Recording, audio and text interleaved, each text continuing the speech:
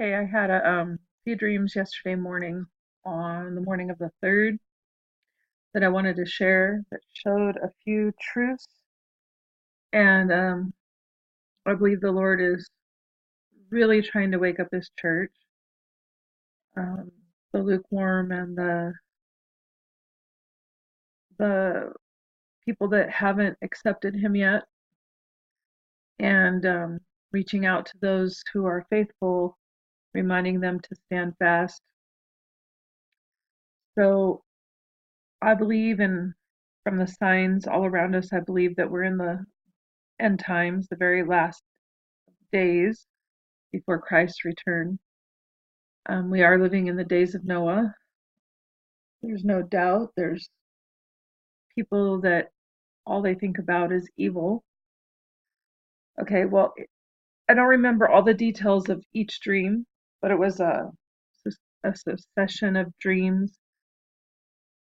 And in the first one, it, it was a dream about my sister and one of my sisters, and she was showing me her garter belts. She had like a collection. It wasn't from multiple marriages, it was just from one, but like different people had given her one. So she had like 7 or 8, and she was showing them to me. And then the last one, she said, and this one's from you. And then she was also talking about how she didn't need anything. And she said she didn't need anything or any funds to pay any bills in particular. But then she just, in my dream, she told me she had just refinanced, and so she needed money, but she didn't want to appear as though she needed money. And she had all these belts, and she was just caught up in materialistic things in my dream. And that's how many people are today. Their focus is not on Jesus or the Lord. Um, they're just focused on, they're putting their trust in man or putting their trust in riches, um, not relying on God, when it comes down to a healing or needing, being in a situation where they need to, you know, pay for something or move, or they don't have the money to pay for something, and instead of praying, they'll reach out to, banks or man, or they'll just try to solve it in the physical. And in these end times, we really need to be focused on reaching out and asking the Lord for direction and provision. Um, so I wanted to share Proverbs 11:27-31. He who earnestly seeks good finds favor, but trouble will come to him who seeks evil. He who trusts in his riches will fall, but the righteous will flourish like foliage. He who troubles his own house will inherit the wind, and the fool will be servant to the wise of heart. The fruit of the righteous is a tree of life, and he who wins souls is wise. The righteous will be recompensed on the earth, or recompensed. How much more the ungodly and the sinner? And 1 Timothy 6, I guess starting in 17-21. I put these up yesterday and I haven't made the video, so they were just sitting here all night.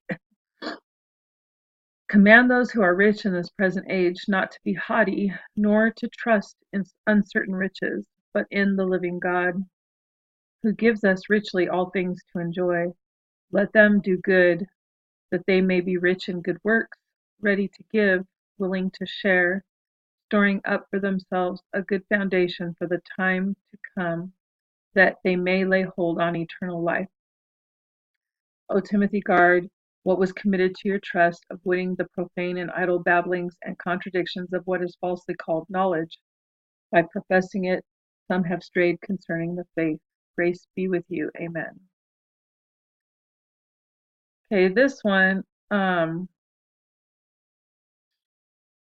it was just like a little short vision of somebody sitting there daydreaming and not paying attention to what was going on around them. And I feel that that's how a lot, or some of the church, I would say much, but um, some of the church is today. There's been signs. I truly believe that the September 23rd sign, which the Lord warned me about a year and a half before it happened, before I knew anything or there was any hype on YouTube about it, the Lord said, when Jupiter moves past the lady, and then he warned me of things that would, and then I asked and prayed, and he told me in some dreams, and I have a video of that. I'll post it in the text box below, of things that would happen from that sign forward, and we're already seeing that. So um, it's not the September 23rd sign, just to throw that in here, wasn't a rapture date, wasn't a date for cataclysm to happen on that day. It wasn't a date for a certain thing to happen, um, except I believe the beginning of the end. I believe it was a sign of the start or the beginning of things that will happen in this end. So it was a marker, and just like the star that appeared above Bethlehem when Jesus was born, that stayed there for a while. The wise men followed it. They didn't travel in one day or one night. It took them it took them months to get there. So um, it signified the beginning of the birth of the Messiah, just like I believe the September 23rd sign that is prophesied in Revelation 12:1 and 2, um, what is a marker of the end. And it's a warning to us, a wake up call, along with his word, um, that we shouldn't be daydreaming and have these things take us unaware. We should be awake. That's another video that I'll put in the text box.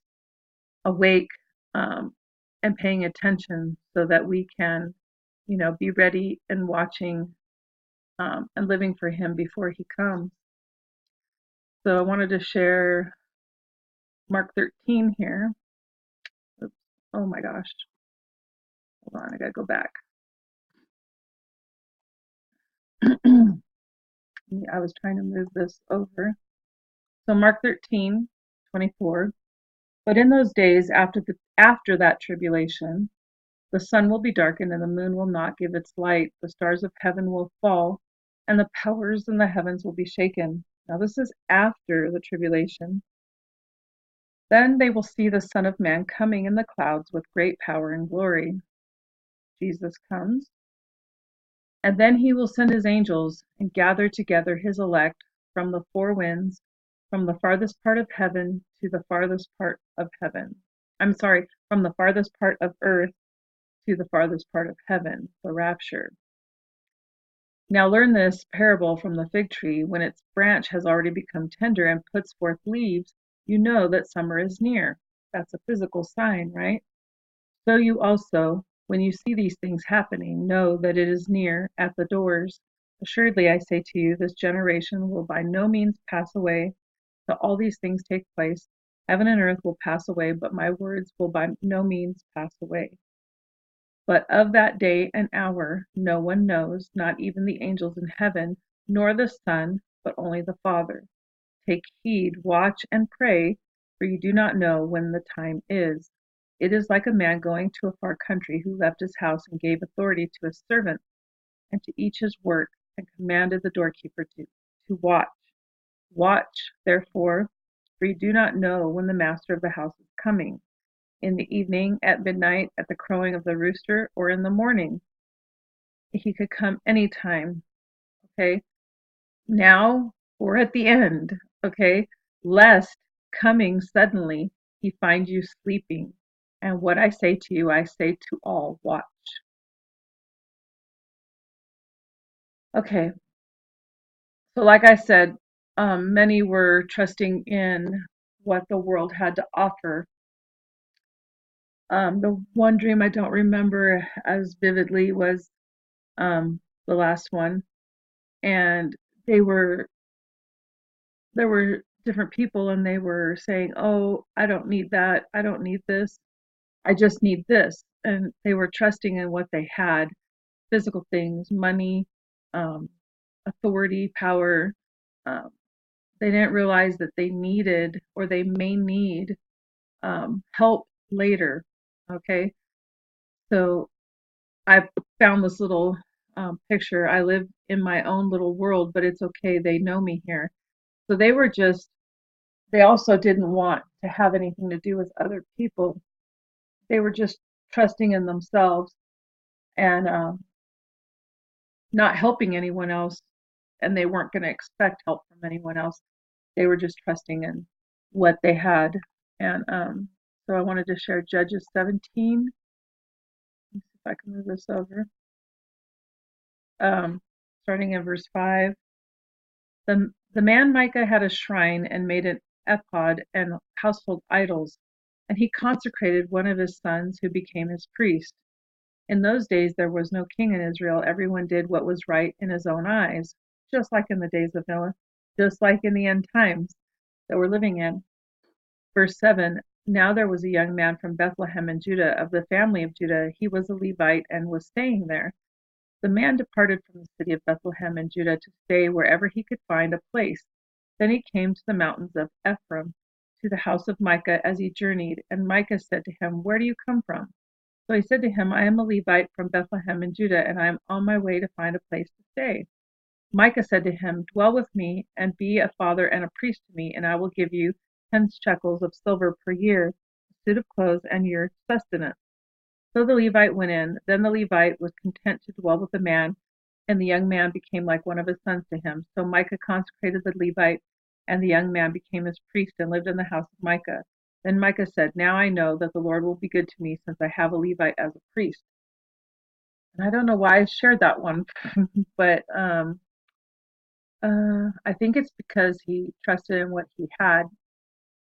And let's see, Proverbs 21. I think I wanted to share this whole thing. The king's heart is in the hand of the Lord, like the rivers of water. He turns it wherever he wishes. Every way of a man is right in his own eyes, doing what is right in their own eyes. But the Lord weighs the heart. To do righteousness and justice is more acceptable to the Lord than sacrifice. Okay, a haughty look, a proud heart, and the plowing of the wicked are sin. The plans of the diligent lead surely to plenty, but those of everyone who is hasty surely to poverty. Getting treasures by a lying tongue is the fleeting fantasy of those who seek death. The violence of the wicked will destroy them because they refuse to do justice. The way of a guilty man is perverse, but as for the pure, his work is right. Better to dwell in a corner of a housetop than in a house shared with a contentious woman. The soul of the wicked desires evil. His neighbor finds no favor in his eyes. When the scoffer is punished, the simple is made wise. But when the wise is instructed, he receives knowledge. The righteous God wisely considers the house of the wicked, overthrowing the wicked for their wickedness. Whoever shuts his ears to the cry of the poor will also cry himself and not be heard. A gift in secret pacifies anger, and a bribe behind the back strong wrath. It is joy for the just to do justice, but destruction will come to the workers of iniquity.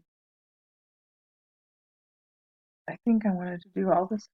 A man who wanders from the way of understanding will rest in the assembly of the dead. He who loves pleasure will be a poor man. He who loves wine and oil will not be rich. The wicked shall be a ransom for the righteous, and the unfaithful for the upright. Better to dwell in the wilderness than with a contentious and angry woman. There is desirable treasure and oil in the dwelling of the wise, but a foolish man squanders it. He who follows righteousness and mercy finds life, righteousness, and honor. A wise man scales the city of the mighty and brings down the trusted stronghold. Whoever guards his mouth and tongue keeps his soul from troubles. A proud and haughty man, scoffer is his name. He acts with arrogant pride. The desire of the lazy man kills him, for his hands refuse to labor. He covets greedily all day long, but the righteous gives and does not spare. The sacrifice of the wicked is an abomination. How much more when he brings it with wicked intent? A false witness shall perish, but the man who hears him will speak endlessly. A wicked man hardens his face, but as for the upright, he establishes his way. There is no wisdom or understanding or counsel against the Lord.